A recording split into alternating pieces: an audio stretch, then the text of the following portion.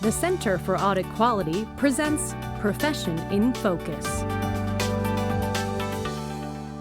Hello, and welcome to this edition of Profession in Focus. I'm Cindy Fernelli, the Executive Director of the Center for Audit Quality, and I'm very pleased to have as my guest today Tim Hedley, who is the Global Lead for KPMG's Fraud Risk Management Services. Thank you so much for joining us, Tim. Well, thank you for having me.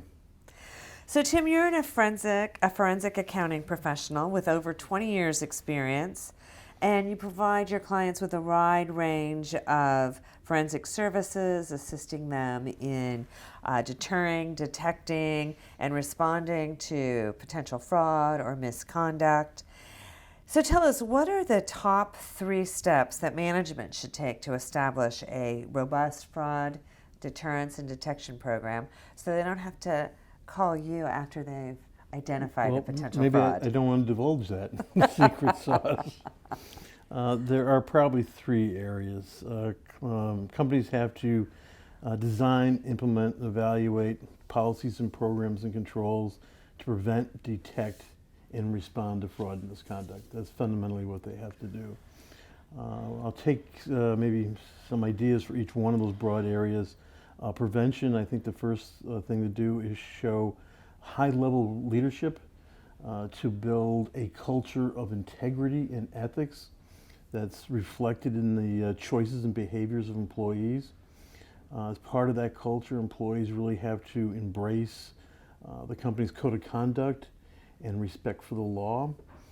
Have to learn how to apply the right values to their decision making, because it's hugely important to understand that integrity breakdowns happen at the point of decision. For detection, I think first and foremost would be to assess or take an inventory of fraud and misconduct risks, because you couldn't possibly build out any sort of infrastructure to mitigate those risks if you don't know what those risks are.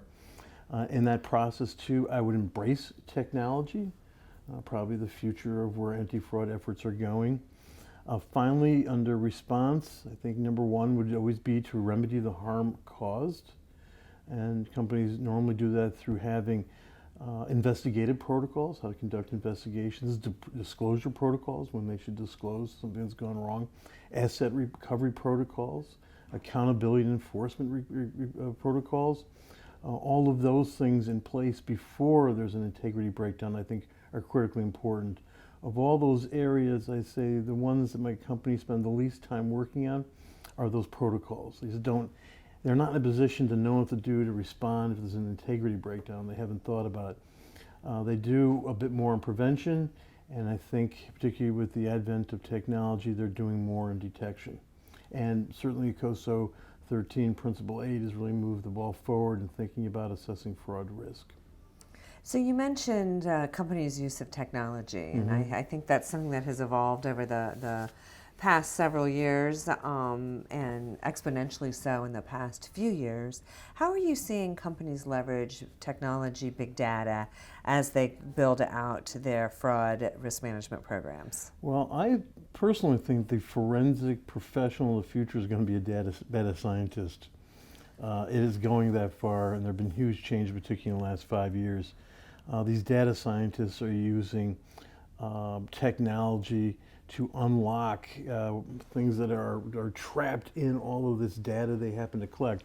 There are correlations, there are patterns, there are trends, there are relationships, there are associations in there that would be able to help them identify fraudulent behavior in a way they haven't been able to in the past. When you do a post-mortem on most frauds, indicia of the fraud was there well ahead of the time, and I think technology can move us a long way to seeing that indicia earlier rather than later. And fraudsters now are employing a lot of technology, so you have to stay ahead of the game. So the company has to be ahead of it. So, Tim, you are the author of 2 books, one that you just recently published with your co-author, The Era of Regulatory Enforcement, a comprehensive guide for raising the bar to manage risk. What is a key takeaway from the book that you would like our viewers to know? Well, I did have, it was a great honor to have a chance to co-author a second book with Richard Genty from KPMG. We had a lot of fun writing it. It's a pretty expansive book. It covers how we got to this new era. Then there's a section on an overarching compliance program will look like for a company, and then we carved out individual risk areas for consideration in a couple of industries.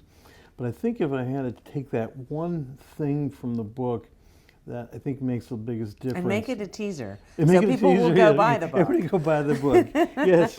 Yes, the more the better. Why don't we just stop right there? Yeah, right there. Just tease them and just say, my one key takeaway is. Cut tape. Now, I'm going to go back to that notion I said earlier about that culture of integrity.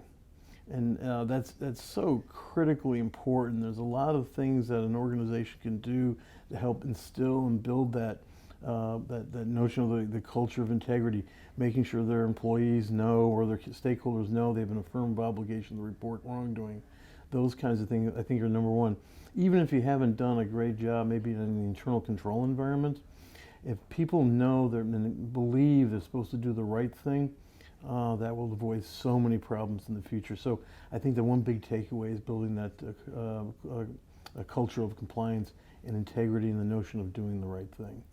Well, I know you recently participated in a webcast that the Anti-Fraud Collaboration put on about what to do if you have a fraud violation and want to self-report to the SEC. If they take your advice and buy your book, they won't have to worry about that, will they? They won't have to self-report anything, I guess. That's right. They won't have anything to self-report because they will have built a prophylactic. No, but they will have built a prophylactic They will program. go that much further to make sure they don't have such problems. There you go. That's how we'll leave it.